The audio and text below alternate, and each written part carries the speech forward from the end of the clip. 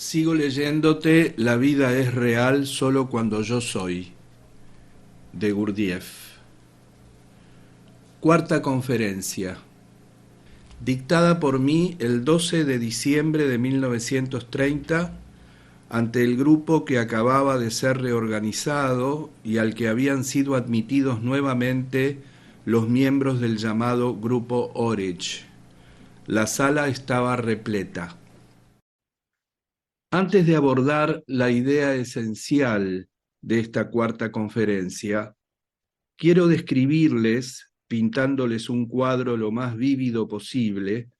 varios acontecimientos que se produjeron entre los miembros de este grupo Orich después de que les propuse firmar el compromiso previo del que les hablé. Y quiero describirlos, así como las diversas consecuencias que de ellos se derivaron, y que por otra parte engendraron de manera inesperada una combinación de circunstancias muy provechosas para mí, porque al proyectar sobre ellos una luz real y no publicitaria, como se tiene costumbre de hacer en Norteamérica por cualquier cosa, me será posible ofrecer a la mirada interior de cada lector un excelente cuadro que lo ayudará a comprender con cuánta fuerza se ha desarrollado entre los norteamericanos, considerados en la Tierra por todos nuestros contemporáneos como los que han alcanzado la más alta cultura, este sentimiento al que se le llama instinto de rebaño, que ha llegado a ser la propiedad indiscutible de la mayoría de los hombres de hoy en día, y cuya manifestación consiste en que el hombre, en vez de actuar de acuerdo a su propio razonamiento, sigue ciegamente el ejemplo de los otros, mostrando así a qué nivel tan bajo se encuentra el desarrollo de su pensamiento con respecto a su capacidad para efectuar confrontaciones lógicas. Además, esta exposición hará destacar y aún le aclarará por completo a cada uno de los lectores de mis obras uno de los aspectos de la costumbre que se ha difundido por todas partes en el proceso de nuestra existencia en común, especialmente entre los norteamericanos, y que consiste en que la gente, en sus esfuerzos por alcanzar un solo y mismo objetivo, se divide en varios partidos, como suele decirse.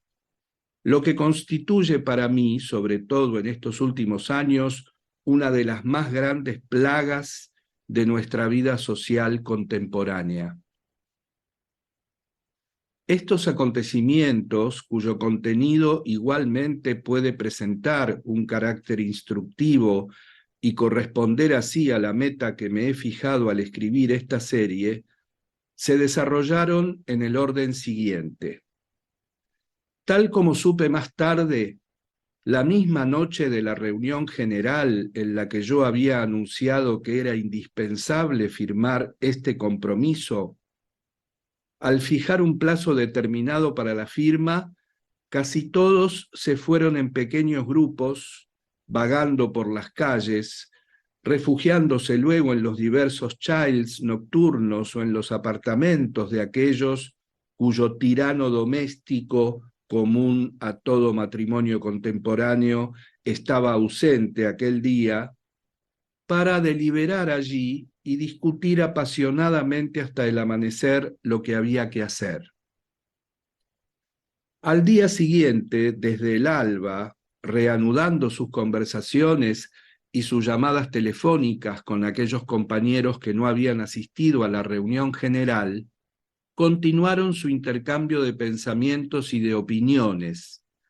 siendo el resultado de todas estas discusiones que en la misma noche se llegaron a formar 3 partidos independientes, cada uno con una actitud diferente con relación a todo lo que había sucedido. El primer partido estaba formado por los que habían decidido no solo firmar el compromiso que yo exigía, sino conformarse sin reserva en el futuro a todas las órdenes e indicaciones que yo les daría personalmente. con exclusión de cualquier otra. El segundo agrupaba a aquellos en cuyo psiquismo, durante este corto período de tiempo y por razones incomprensibles, al menos desde mi punto de vista, se había formado un factor extraño, incitando al conjunto de su singular individualidad a no reconocer nada que viniese de mí, sino a permanecer fiel a aquel que había sido para ellos durante varios años, según la expresión de uno de ellos, no solamente su maestro y su guía, sino más aún, en cierta manera, su tierno padre, a saber, el señor Orich. El tercer partido comprendía a los que postergaron su decisión en espera de una respuesta al telegrama que habían enviado al señor Orich preguntándole qué es lo que deberían hacer. Todos los que adhirieron al primer partido, hasta el último de ellos, habían firmado el compromiso antes de la expiración del plazo previsto. En el psiquismo de los que formaban el segundo partido, como luego se hizo evidente, el factor extraño que acabo de mencionar tomó cada vez más fuerza y en el momento señalado para la firma del compromiso había alcanzado un grado tal que cada uno de ellos, en su ardor belicoso y en su furia por combatirme, habría podido aventajar a los famosos balshacarianos de antaño, defendiendo a su ídolo tan satrata de los demonios que le enviaba especialmente el infierno. En cuanto a los muy queridos supersensibles norteamericanos seguidores de mis ideas, que formaban el tercer partido, son ellos precisamente los que han mostrado lo que es el nivel actual del desarrollo del pensar lógico en un pueblo considerado hoy en día en todas partes de la tierra como uno de los más civilizados.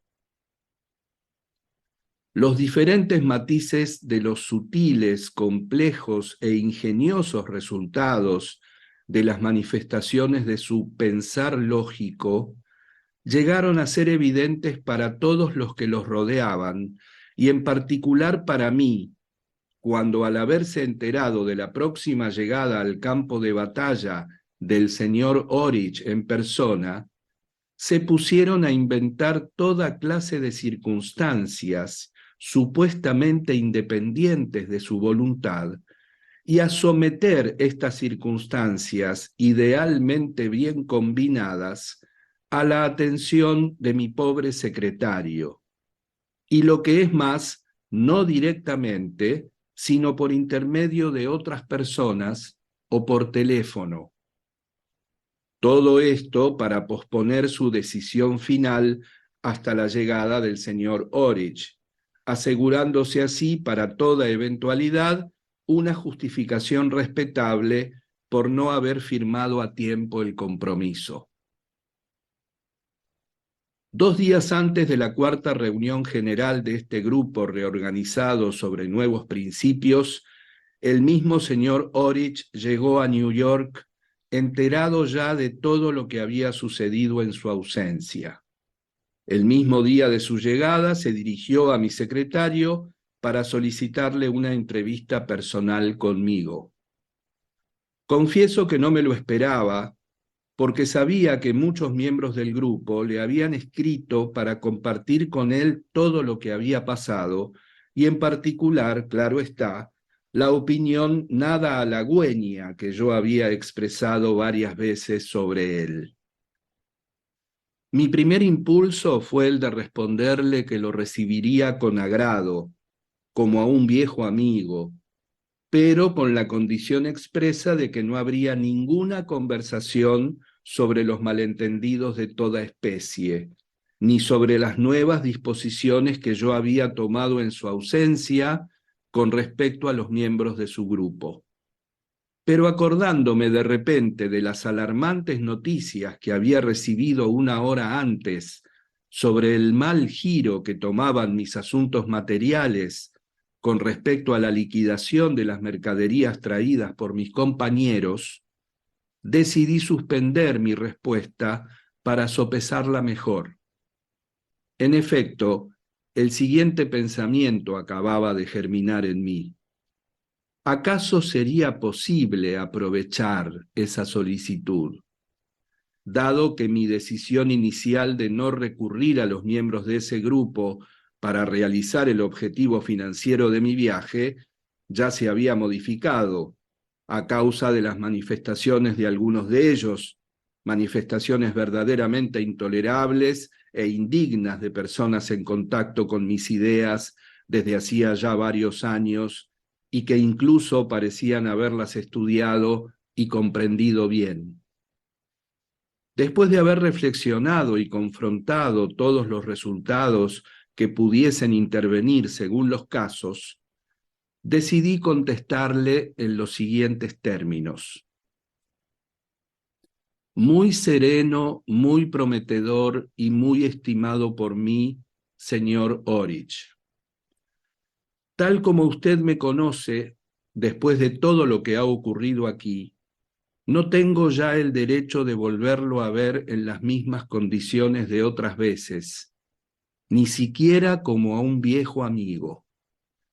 Ahora, sin romper con mis principios, la mayoría de los cuales deben serle conocidos, puedo reunirme con usted y aún, como en el pasado, entregarme con usted al proceso de verter la nada en el vacío,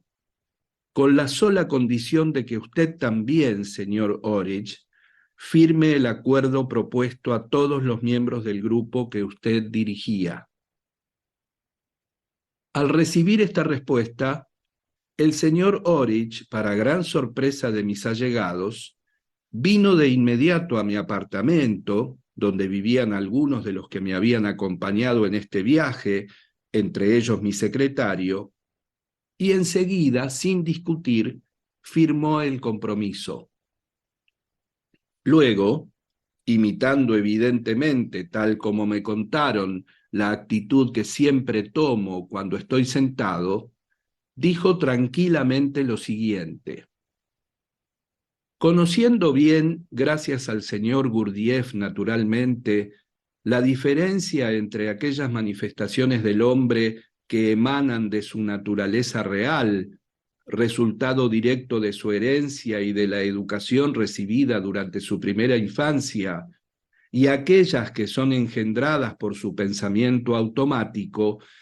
que tal como lo define él mismo, no es más que el resultado de impresiones accidentales de todas clases, asimiladas sin ningún orden. Y por otra parte, habiendo sido mantenido al corriente de todo lo que ha pasado aquí en mi ausencia, por cartas cuya mayoría me las han enviado diversos miembros de este grupo, comprendí enseguida, sin la menor vacilación, lo que se escondía detrás de la propuesta que me hizo el señor Gurdjieff, propuesta que a primera vista parecía realmente absurda, puesto que se trataba de firmar yo también, como los otros, un compromiso que debía privarme del derecho de tener cualquier tipo de relación, no solo con los miembros del grupo que he dirigido durante tanto tiempo, sino, por extraño que esto pueda parecer, aún conmigo mismo. Lo he comprendido enseguida porque estos últimos días he reflexionado mucho sobre la falta de correspondencia entre mi convicción interior y lo que el señor Gurdjieff llama el papel que yo desempeño aquí. Y desde entonces, el penoso sentimiento que hizo nacer en mí el sincero descubrimiento de esta carencia no ha cesado de crecer. En mis momentos de recogimiento, sobre todo en el curso de estos últimos meses, a menudo me he confesado a mí mismo con toda sinceridad la contradicción que existía entre mis manifestaciones exteriores y las ideas del señor Gurdjieff. Y por consiguiente, la acción maléfica que podían tener mis palabras sobre la gente que guiaba, supuestamente de acuerdo con sus ideas. Hablando francamente, casi todas las impresiones provocadas por lo que el señor Gurdjieff ha dicho sobre mí y sobre mi actividad en las reuniones generales o en privado a ciertos miembros de nuestro grupo, corresponden exactamente a mi convicción interior. Muy a menudo he tenido la intención de poner fin a esta manifestación de mi dualidad, pero diversas circunstancias de mi vida me han impedido constantemente decidirme a hacerlo con toda la resolución requerida. Ahora, encontrándome ante una proposición que a primera vista parece absurda, pero conociendo la costumbre de mi maestro de siempre encubrir pensamientos profundos bajo expresiones ordinarias aparentemente desprovistas de sentido, bastó que lo pensara un instante para comprender con claridad que si yo no aprovechaba esta ocasión para librarme para siempre de lo que llamaré mi propia duplicidad, nunca más sería capaz de hacerlo. He decidido, pues, comenzar por firmar el compromiso exigido por el señor Gurdjieff y al mismo tiempo doy mi palabra en vuestra presencia de que de ahora en adelante ya no tendré el menor contacto, no solo con cualquiera de los miembros del grupo antiguo, sino tampoco con mi antiguo mí mismo, basado en las condiciones anteriores de relaciones y de influencias mutuas. Tengo el mayor deseo, por supuesto, si el señor Gurdjieff me lo autoriza, de convertirme a partir de hoy en un miembro ordinario de este nuevo grupo, tal como está ahora reorganizado. Estas consideraciones filosóficas del señor Orich produjeron en mí una impresión tan fuerte y provocaron en mi singular psiquis una reacción tan extraña que, quiéralo o no, no puedo dejar de contar y de describir en el estilo de mi antiguo maestro, hoy casi un santo, Mullah Nasr Eddin, las circunstancias y condiciones en las cuales se efectuó el proceso de asimilación en mi ser de la tzimes, de las llamadas consideraciones filosóficas de este sabroso cóctel angloamericano, el señor Orich, que durante varios años fue, en cierta forma, el principal representante e intérprete de mis ideas en Norteamérica. Cuando me comunicaron su llegada, sus consideraciones filosóficas con respecto a la proposición que le había hecho y su decisión de firmar él también este compromiso, yo estaba en la cocina, preparando, como dicen mis parásitos, el plato centro de gravedad que elaboraba diariamente durante mi estadía en New York con el único fin de hacer un poco de ejercicio físico, escogiendo cada vez un nuevo plato nacional de uno cualquiera de los pueblos de todos los continentes. Ese día preparaba el plato favorito de los habitantes de la región situada entre China y el Turquestán chino. En el momento en que vinieron a anunciarme la llegada del señor Orich y a participarme sus sutiles reflexiones filosóficas, yo estaba batiendo yemas de huevo con canela, jengibre y pompadori. Y desde que resonó el eco de ciertas palabras que él había pronunciado, quién sabe por qué, justo en el centro, situado entre los dos hemisferios del cerebro, comenzó a desarrollarse en mí en aquella totalidad de funcionamiento orgánico que engendra generalmente en el hombre el sentimiento, un proceso semejante a un impulso irreprimible de enternecimiento. Y de repente, sin ninguna premeditación, lo que de ningún modo es mi costumbre durante un ritual tan sagrado para mí como la preparación necesaria para obtener el gusto sinfónico deseado en un plato conocido sobre la tierra desde los tiempos antiguos, eché en la cacerola con la mano izquierda, en vez de una pizca de jengibre, toda mi reserva de pimienta roja, mientras balanceaba mi brazo derecho con tal vigor que le asesté un golpe en la espalda a mi pobre secretaria musical que estaba lavando la vajilla. Luego me precipité a mi habitación, me tumbé sobre el sofá y enterrando la cabeza en los cojines, que dicho sea de paso estaban medio comidos por la polilla, me puse a sollozar llorando a lágrima viva. Y continué sollozando sin motivo razonable, dominado solo por el sentimiento que me poseía por completo y que continuaba por inercia, hasta que mi amigo, el doctor que me había acompañado a Norteamérica, habiendo notado por azar en mí los síntomas de un estado psíquico insólito, irrumpió en la habitación con una enorme botella de whisky escocés especialmente fabricado para los norteamericanos. Después de haber tomado este remedio de su invención, me sentí psíquicamente más calmado, pero las contracciones que habían surgido en la mitad izquierda de mi cuerpo no dejaron de persistir hasta la hora de cenar, es decir, hasta el momento en que, a falta de cualquier otro alimento, nos vimos obligados, yo y todos los que me rodeaban, a ingerir el plato que tan inmoderadamente había condimentado con pimienta.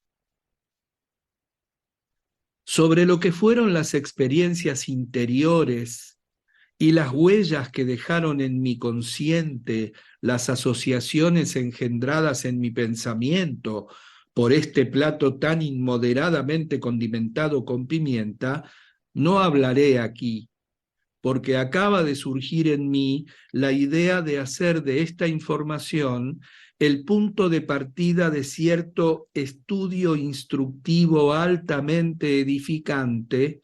relativo al psiquismo del hombre contemporáneo nacido y criado en el continente europeo. Estudio que me propongo desarrollar bajo todos sus aspectos en uno de los libros siguientes de esta tercera serie de mis escritos. En cuanto a la manera en que utilicé para metas justas en el sentido objetivo las manifestaciones del modo de pensar propio de la civilización contemporánea y que se había desarrollado hasta el más alto grado en estos típicos representantes de los norteamericanos, lo que sigue se los mostrará. Cuando al día siguiente de la visita del señor Orich comencé a recibir desde las primeras horas de la mañana numerosas solicitudes de sus seguidores, casi implorándome a inscribirlos como miembros de este nuevo grupo,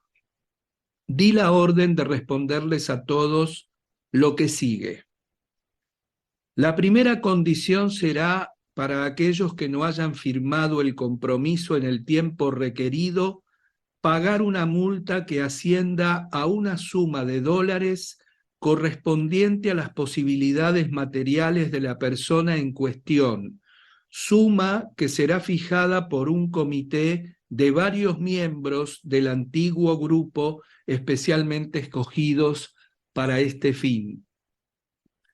La segunda condición será que todos aquellos que hayan cumplido la primera,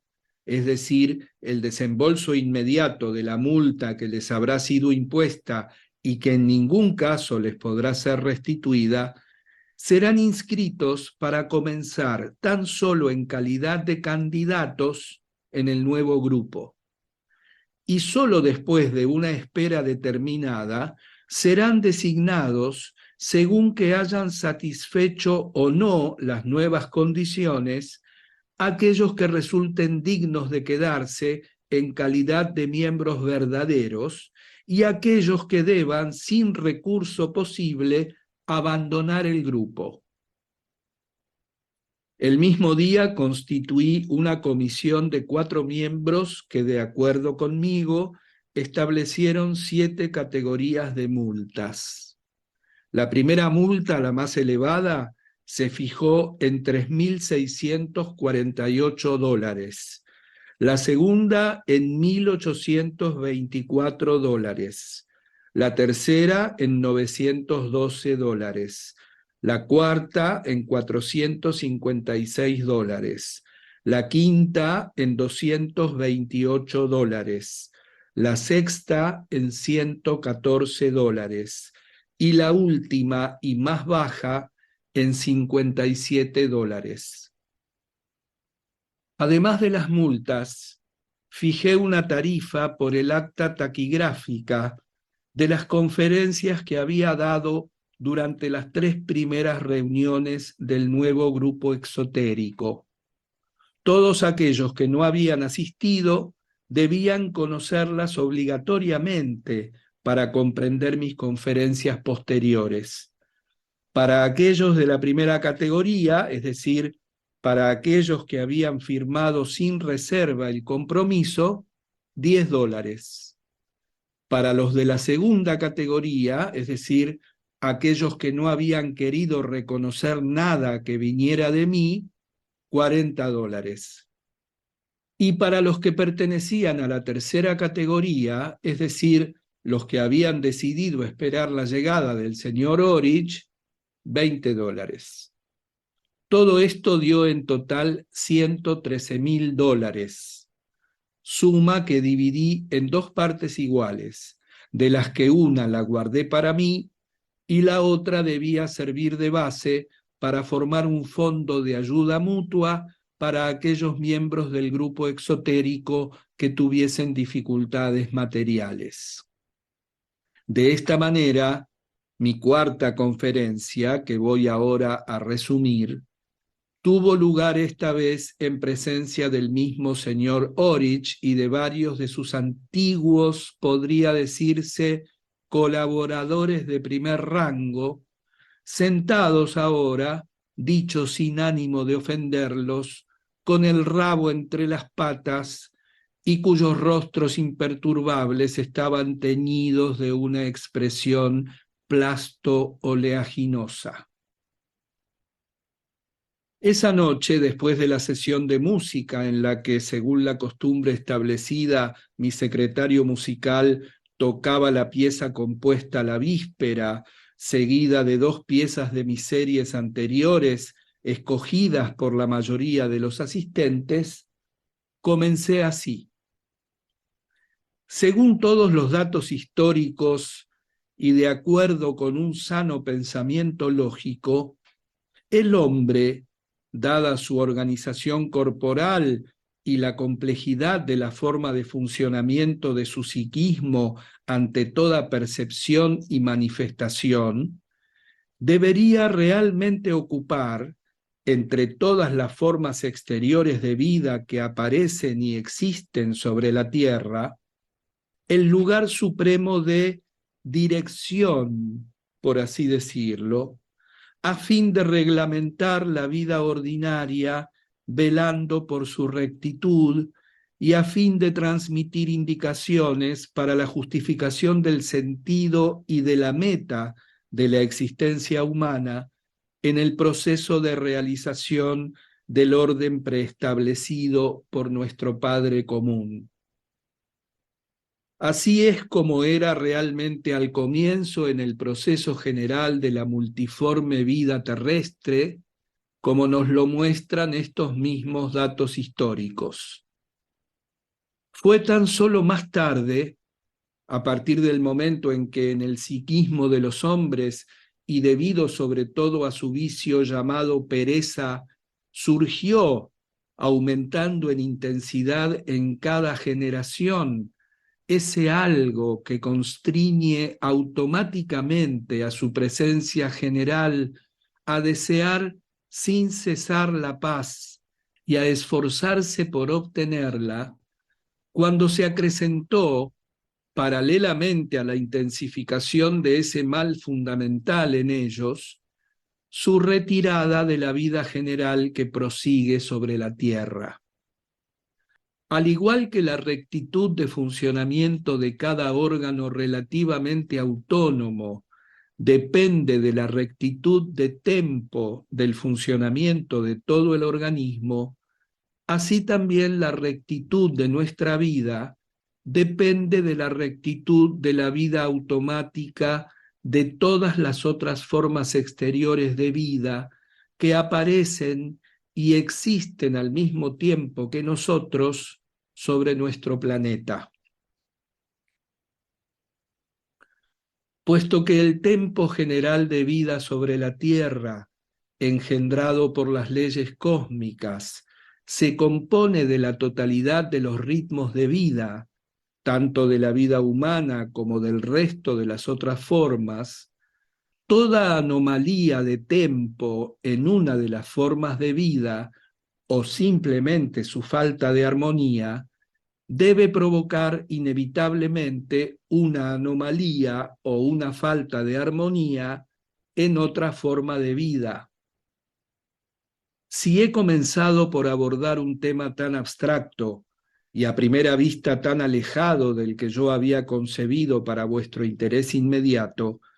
es ante todo porque con el propósito de explicarles hoy el desarrollo de un ejercicio cardinal para la cristalización consciente en ustedes del primero de los 7 datos psíquicos inherentes solo al hombre, quiero darles a conocer un aspecto de la verdad objetiva para cuya precisa comprensión esta digresión de carácter general fue necesaria. Considero importante y para ustedes muy útil el notar que este aspecto de la verdad objetiva que concierne al proceso de la vida humana ha constituido siempre sobre la tierra uno de los secretos fundamentales de los iniciados de todo orden y de todas las épocas, y que su conocimiento podría contribuir por sí mismo, como ya ha sido establecido, a aumentar la intensidad de asimilación de los resultados de este ejercicio cardinal, así como de otros ejercicios similares. Quiero precisamente hablarles de esta totalidad de sustancias cósmicas que con sus propiedades inherentes representa para nuestra vida humana, así como para las otras formas exteriores de vida, el factor principal de realización, y que constituyendo el segundo alimento sustancial, no es otra cosa que el aire que respiramos. El aire, de donde son extraídos los elementos necesarios para nuestra vida, para ser luego transformados en nuestro organismo en otras sustancias cósmicas, respondiendo a las necesidades generales de la realización universal, está compuesto, como toda concentración cósmica definida, por 2 clases de elementos activos que tienen propiedades completamente contradictorias en su totalidad. Una de estas 2 clases de elementos activos efectúa un proceso subjetivo con tendencia evolutiva y el otro con tendencia involutiva. El aire, como toda concentración cósmica determinada, se constituye bajo la acción de leyes cósmicas generales y diversas leyes secundarias consecutivas que dependen de la posición respectiva y de la acción recíproca de nuestro planeta y de las otras grandes concentraciones cósmicas de sustancias, y adquiere así una multitud de particularidades específicas. Entre esta multitud de particularidades, nos es necesario ahora tomar conocimiento de aquella que siempre ha sido objeto en el proceso de la vida humana de uno de los principales secretos de los iniciados de todo orden y de todas las épocas. Esta particularidad consiste en que